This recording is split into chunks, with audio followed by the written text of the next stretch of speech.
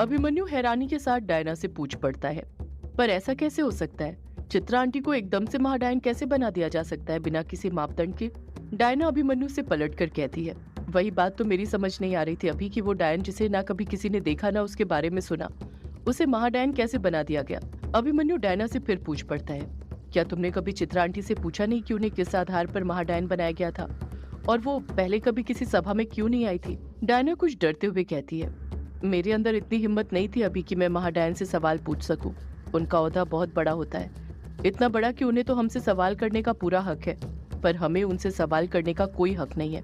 उनसे सवाल करना मतलब अपनी जान को खतरे में डालना। वो कब क्या कर दे कुछ नहीं कह सकते हैं। युग तुरंत डायना से पूछ पड़ता है, उस रात वो सभा क्यों बुलाई गई थी डायना? क्या हुआ था उस सभा में? डायना युग के सवाल का जवाब देते हुए कहती है, डायनों की वो सभा पंचिम गांव में बुलाई गई थी। कछुआ अपनी दोनों भवें ऊपर करते हुए हैरानी के साथ डायना से बोल पड़ता है, क्या कहा? पंचिम गांव में? वही पंचिम गांव जहां पर हम अनुराग अंकल का शव लेने के लिए गए थे, जहां पर हमारा सामना महाडायन से हुआ था। डायना हामी भरते हुए कहती है, हाँ वही पंचिम गांव कछुआ। हम डायनों की सभा ज्यादातर पंचिम गांव में ही हुआ करती थी, जिसके दो कारण थे। पहला ये कि सदियों पहले डायने, पिशाच, नर पिशाच, चुड़ैले सब वहीं पर रहा करते थे। पंचिम गांव ही सबका बसेरा था। पर उस गांव के तबाह होने के बाद डायनों, पिशाच, नर पिशाच, चुड़ैलों ने भी वो गांव छोड़ दिया था, क्योंकि वहां पर कोई इंसान बचा ही नहीं था कि जिसका शिकार करके डायन अपने खाने की पूर्ति कर सके। दूसरा कारण ये था कि जब गांव तबाह हो गया तो डायनों के लिए उनसे सुरक्षित कोई और दूसरी जगह नहीं हुआ करती थी।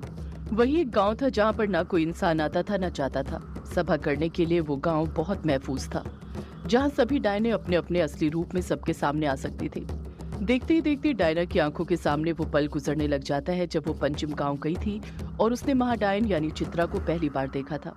रात का वक्त था और पंचिम गांव में जो मैदान था वहां पर डायनों का जमघट जमा हुआ था। वो मैदान काफी बड़ा था, जिसमें करीब 10,000 से ज्यादा लोग एक साथ खड़े हो सकते हैं।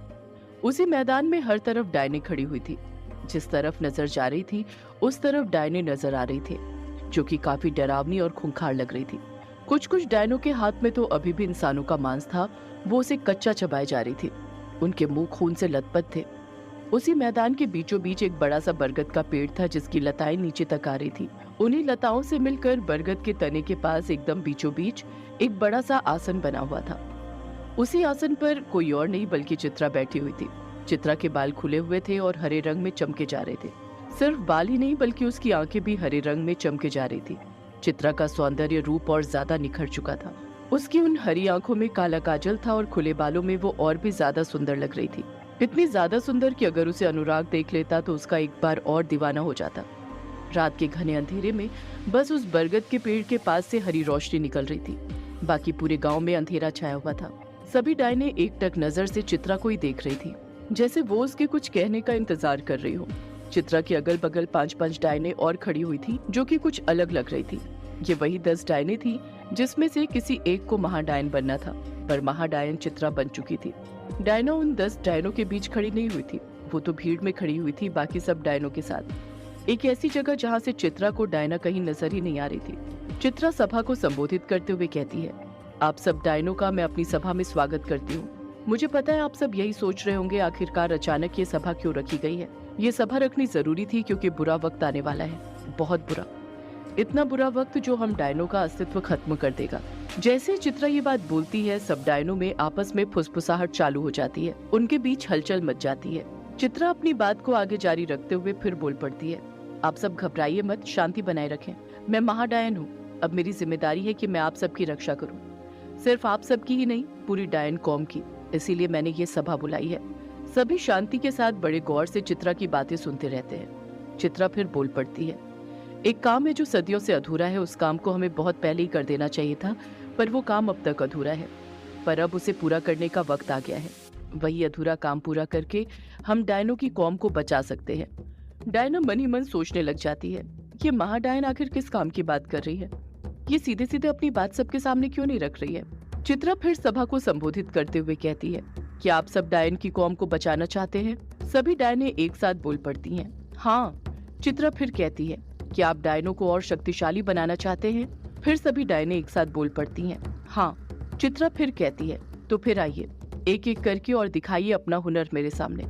आप में से किसी एक को चुना जाएगा उस काम के लिए, और जो डायन ये काम करेगी उसे सदियों तक याद रखा जाएगा। उसका नाम डायनों के इतिहास में अमर हो जाएगा। जैसे ही चित्रा ये बात बोलती है, डायनों के बीच उत्साह बढ़ जाता है। अपनी खुशी दिखाने के लिए वो चीखने लग जाती हैं। अगले पल एक एक करके सभी डायनें चित्रा के सामने जाने लग जाती हैं और अपनी अलग अलग शक्ति का प्रदर्शन उसके सामने करने लग जाती है। एक एक डायन चित्रा के सामने आते जा रही थी और फिर वहां से जाते जा रही थी। वो 10 डायनें जो चित्रा के अगल बगल खड़ी हुई थी, उनके तो समझ ही नहीं आ रहा था कि आखिर चित्रा करना क्या चाहती थी। कई सारी डायनें चित्रा के सामने से गुजर गई थी, पर चित्रा सभी को लेकर मायूस थी। उसे अभी तक कोई डायन ऐसी नहीं मिली थी जो अधूरे काम को पूरा कर सकती हो। चित्रा की उम्मीदें टूटती जा रही थी। उसके चेहरे को देखकर साफ समझ आ रहा था कि वो काफी निराश हो गई थी। एक एक करके सभी डायनें चित्रा के सामने आकर अपनी शक्ति का प्रदर्शन करके वहां से जा ही रही थी कि तभी डायना चित्रा के सामने आती है। डायना भी चित्रा के सामने अपनी शक्ति का प्रदर्शन करने ही वाली थी कि चित्रा उसे रोकते हुए कहती है, रुक जाओ, तुम्हें कुछ करने की कोई आवश्यकता नहीं है। डायना रुक जाती है। वो अपनी शक्ति का प्रदर्शन नहीं करती है। चित्रा तुरंत अपने आसन पर से उठ जाती है और डायना के पास जाने लग जाती है। चित्रा डायना के पास जाती है और उसके आसपास घूमते हुए उसे बड़े गौर से देखने लग जाती है। डायना की तो समझ ही नहीं आ रहा था कि आखिर उसने ऐसा क्या कर दिया था कि चित्रा ने उसे उसकी शक्ति प्रदर्शन करने से भी रोक दिया था और उसे इस तरह देखने लग गई थी। चित्रा डायना को देखते हुए बोल पड़ती है, तुम ही हो वो डायन जो उस अधूरे काम को पूरा करोगी। जैसे ही चित्रा ये बात बोलती है, सब डायनों में हुड़दंग मच जाती है। सब डायनें आपस में फुसफुसाने लग जाती हैं। 10 डायनों का ग्रुप जो वहीं पर मौजूद था, उन 10 डायनों में से एक डायन बोल पड़ती है, ये आप क्या बोल रही हैं महाडायन? ये वो कैसे हो सकती है? अभी तो इसने अपनी शक्ति का प्रदर्शन भी नहीं किया और आप। वो डायन अपनी बात पूरी करती है उससे पहले ही चित्रा गुस्से के साथ बोल पड़ती है, मैंने अपना फैसला सुना दिया है और अब मेरा फैसला नहीं बदलने वाला है। चित्रा का गुस्सा देखकर 10 डायनें खामोशी रहती हैं, पलटकर कुछ नहीं कहती हैं। चित्रा सभा को संबोधित करते हुए कहती है, वो डायन जिसे अधूरे काम को पूरा करने के लिए चुनना था, उसका चुनाव हो चुका है। अब आप सभी डायनें यहाँ से जा सकती हैं। आज की सभा यहीं पर समाप्त की जाती है।